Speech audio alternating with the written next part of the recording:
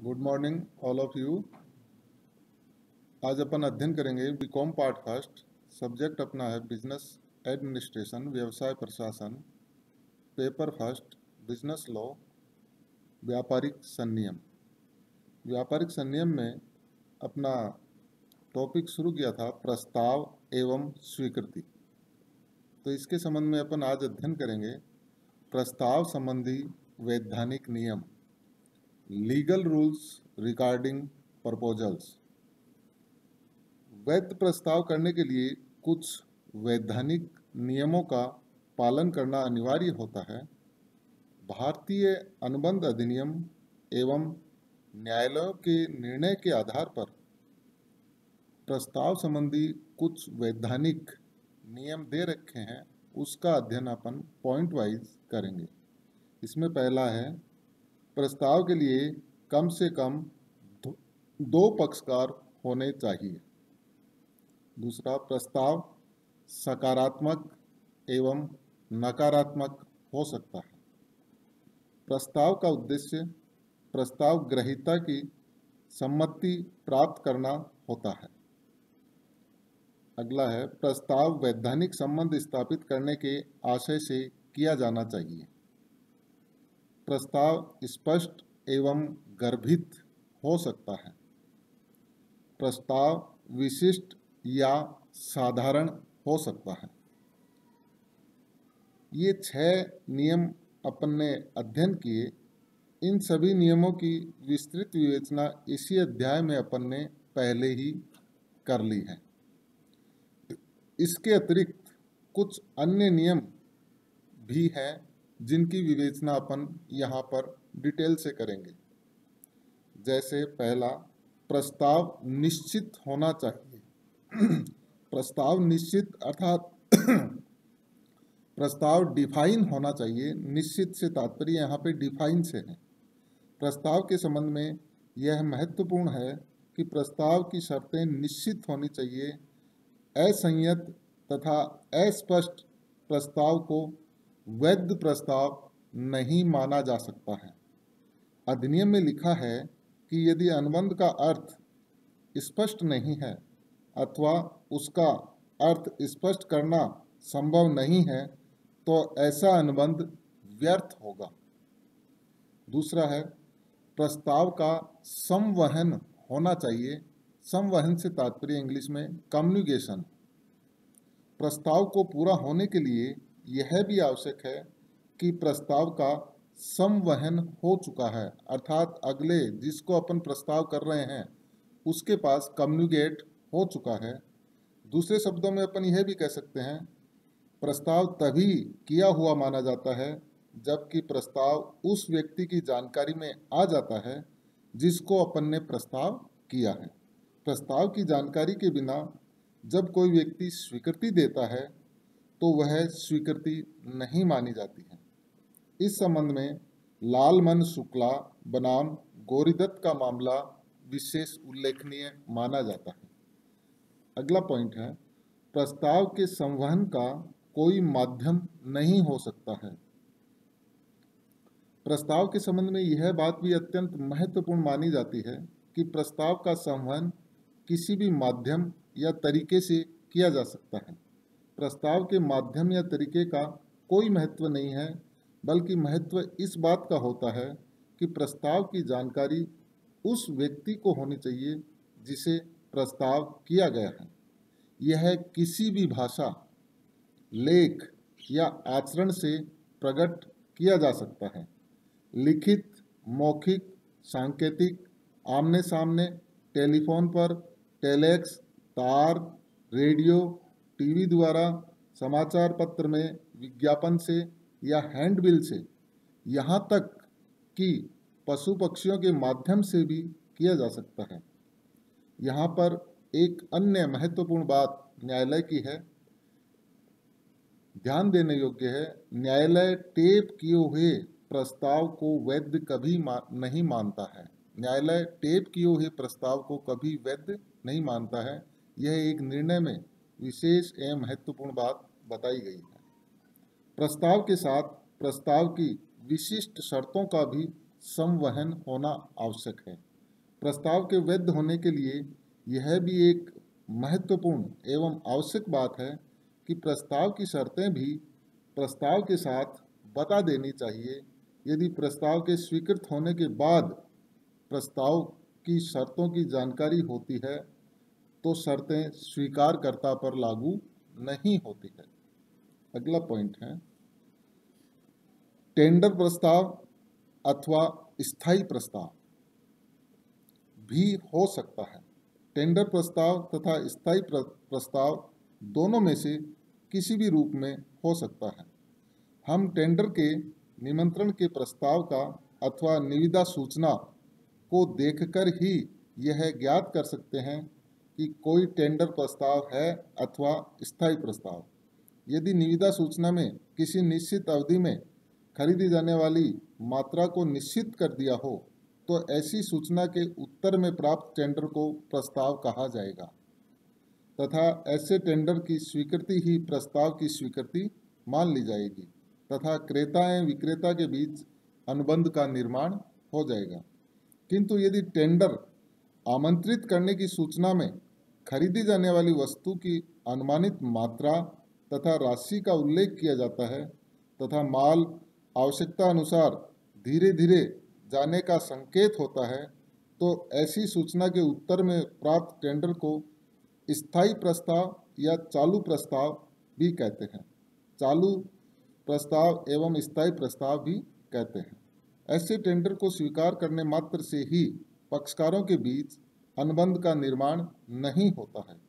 ऐसी परिस्थिति में जब जब माल की पूर्ति का आदेश दिया जाता है तब तब अनुबंध का जन्म होता है। ऐसी परिस्थिति में प्रस्ताव की अवधि में जितनी बार माल खरीदने का आदेश दिया जाता है उतनी बार ही नए अनुबंधों का जन्म होता है। इस संबंध में राजस्थान उच्च न्यायालय का भी एक निर्णय दिया गया है। प्रस्ताव दूसरे पक्षकार को उत्तर देने के लिए बाध्य करने वाला नहीं होना चाहिए। प्रस्ताव संबंधी वैधानिक नियम में यह नियम भी अति महत्वपूर्ण माना जाता है कि प्रस्ताव दूसरे पक्षकार को उत्तर देने के लिए बाध्य करने वाला भी नहीं होना चाहिए। प्रस्ताव में कोई ऐसी बात नहीं होनी चाहिए जिससे दूसरा पक्षकार प्रस्ताव का उत्तर देने के लिए बाध्य हो जाए। इसी प्रकार प्रस्ताव में कोई ऐसी शर्त नहीं होनी चाहिए जिसके पालन न करने से प्रस्ताव की स्वीकृति हो जाए। यदि प्रस्ताव में कोई ऐसी शर्त या बात लिखी हो तो ऐसी बात या शर्त का कोई प्रभाव नहीं माना जाएगा। तो ये 12 पॉइंट हुए प्रस्ताव संबंधी वैधानिक नियम में। अगला इसी से रिलेटेड हेडिंग अपने बुक में दिया हुआ है कि किसे प्रस्ताव नहीं माना जाता है। प्रस्ताव किसे नहीं माना जाता है। व्यवहार में कई बातें ऐसी आती है अथवा कई प्रलेख ऐसे देखने को मिलते हैं जिन्हें हम प्रस्ताव के रूप में समझ लेते हैं। ये बातें या प्रलेख प्रस्ताव नहीं होते किंतु निम्नलिखित में से कुछ भी हो सकते हैं। जैसे 2 पॉइंट दे रखे हैं, प्रस्ताव करने की इच्छा या भावना, दूसरा प्रस्ताव का निमंत्रण। इन्हें प्रस्ताव नहीं माना जाता है। डिटेल से अपन अध्ययन करें तो अपन लेते हैं पहला, प्रस्ताव करने की इच्छा। प्रस्ताव करने की इच्छा को प्रस्ताव नहीं माना जाता है। प्रस्ताव किसी दूसरे पक्षकार की सम्मति प्राप्त करने के लिए किया जाता है, जबकि प्रस्ताव करने की इच्छा या भावना इस बात की अभिव्यक्ति है। वस्तुस्थिति यह है कि प्रस्ताव करने पर ही प्रस्तावक के वैधानिक दायित्व उत्पन्न होते हैं। यदि प्रस्ताव करने की इच्छा की घोषणा की जाती है तो उसका प्रस्तावक पर कोई वैधानिक दायित्व उत्पन्न नहीं होता है। दूसरा इसमें अपन ने अध्ययन किया प्रस्ताव का निमंत्रण, इन्विटेशन टू ऑफर। प्रस्ताव का निमंत्रण प्रस्ताव नहीं माना जाता है। इन दोनों में अंतर होता है। यद्यपि व्यवहार में हम इन दोनों को एक ही समझने की गलती कर बैठते हैं। प्रस्ताविती की स्वीकृति प्राप्त करने के लिए किया जाता है, जबकि प्रस्ताव का निमंत्रण दूसरे पक्षकार अथवा पक्षकारों को प्रस्ताव करने के लिए आमंत्रित करने हेतु दिया जाता है। प्रस्ताव का निमंत्रण देने वाला अपने कथन या विवरण से यह प्रकट करता है कि वह किसी विशेष कार्य को करने या न करने के लिए प्रस्ताव करने हेतु निमंत्रण दे रहा है। प्रस्ताव के निमंत्रण को ही व्यवहार के लिए निमंत्रण के नाम से भी जाना जाता है। प्रस्ताव तथा प्रस्ताव के निमंत्रण में कुछ 3 पॉइंट्स के आधार पर अपन अंतर कर सकते हैं। पहला पॉइंट है उद्देश्य। प्रस्ताव का उद्देश्य प्रस्ताविती की स्वीकृति प्राप्त करना होता है, जबकि प्रस्ताव के लिए निमंत्रण का उद्देश्य किसी दूसरे पक्षकार से किसी कार्य को करने या न करने के लिए प्रस्ताव करना होता है। दूसरा अंतर का आधार अपन बता सकते हैं ठहराव का निर्माण। प्रस्ताव की स्वीकृति देने से ठहराव का जन्म होता है, जबकि प्रस्ताव के लिए निमंत्रण को स्वीकार करने से प्रस्ताव का जन्म होता है। तीसरा अंतर का आधार है दायित्व। प्रस्ताव की स्वीकृति हो जाने से दोनों पक्षकारों के दायित्व उत्पन्न हो जाते हैं, जबकि प्रस्ताव का निमंत्रण स्वीकार करने से किसी भी पक्षकार का दायित्व उत्पन्न नहीं होता है। व्यवहार में कई विवरण, लेख या प्रलेख देखते हैं जो हमें प्रस्ताव जैसे लगते हैं, किंतु वे वास्तव में प्रस्ताव के निमंत्रण होते हैं।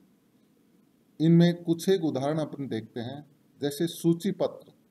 वस्तुओं के विक्रय के लिए प्रकाशित सूची पत्र, कैटलॉग जिसको इंग्लिश में अपन बोलते हैं, कोई प्रस्ताव नहीं होता है, बल्कि प्रस्ताव के लिए निमंत्रण होता है। दूसरा, मूल्य पर्ची। दुकानों या भंडारों की अलमारियों में सजी हुई वस्तुओं पर लिखे मूल्य, इनके साथ लगी हुई मूल्य की पर्ची भी प्रस्ताव नहीं माना जाता है, बल्कि इसे प्रस्ताव के लिए निमंत्रण कहा जाता है। तीसरा, मेन्यू कार्ड। होटल या रेस्टोरेंट का मेन्यू कार्ड भी मूल्य की सूची की भांति ही प्रस्ताव का निमंत्रण माना जाता है। चौथा है विक्रय विज्ञापन। एक निर्धारित मूल्य पर माल बेचने का विज्ञापन भी प्रस्ताव का निमंत्रण ही है। उदाहरण के लिए अपन कह सकते हैं कि ए ने अपनी दुकान की प्रत्येक वस्तु 50 रुपये प्रति वस्तु की दर से बेचने का विज्ञापन करता है, तो यह भी प्रस्ताव के लिए निमंत्रण माना जाता है। अगला है कंपनी का क्रय विवरण। कंपनी द्वारा जारी किया गया क्रय विवरण जनता के समक्ष अंशों के विक्रय का प्रस्ताव नहीं होता है, बल्कि यह जनता को प्रस्ताव का निमंत्रण माना जाता है। अगला उदाहरण है बीमा का विज्ञापन या एजेंट द्वारा प्रेरणा। बीमा के विज्ञापन या एजेंट से प्रेरित होकर यदि हम प्रस्ताव पत्र भर देते हैं, तो यह प्रस्ताव की स्वीकृति नहीं है, क्योंकि बीमा का विज्ञापन या एजेंट प्रस्ताव का निमंत्रण दे रहा है। अगला उदाहरण अपन दे सकते हैं लोकवाहक की समय सारणी। लोकवाहक संस्थाएं जैसे रेलवे, बस, हवाई जहाज आदि संस्थाएं की समय सारणी प्रस्ताव का निमंत्रण मात्र है, यह प्रस्ताव नहीं माना जाता है। जो व्यक्ति टिकट खरीदता है वही प्रस्ताव करता है। टिकट जारी करने वाली संस्था अपनी समय सारणी की शर्तों के अधीन टिकट जारी करते हैं, जिनसे टिकट खरीदने वाला अर्थात प्रस्तावक बाध्य होता है। अगला उदाहरण है रिक्त पदों के लिए आवेदन की सूचना। जब कोई संस्था अपने यहाँ रिक्त पदों की सूचना देकर आवेदन पत्र आमंत्रित करती है, तो ऐसी सूचना को भी प्रस्ताव के लिए निमंत्रण माना जाता है, न कि प्रस्ताव माना जाता है। और जैसे लास्ट उदाहरण है नीलामी का विज्ञापन। नीलामी का विज्ञापन भी लोगों से प्रस्ताव प्राप्त करने हेतु दिया गया निमंत्रण ही है। अतः कोई भी व्यक्ति नीलामी के विज्ञापन को पढ़कर दूर दराज से नीलामी में लगने वाली बोली लगाने के लिए आ सकता है, तो वह विज्ञापन करने वाले को अपना माल या संपत्ति के लिए बाध्य नहीं कर सकता है। इतना ही नहीं, कोई भी व्यक्ति उसे अपने खर्चे एवं क्षति के लिए उत्तरदायी नहीं ठहरा सकता है। धन्यवाद।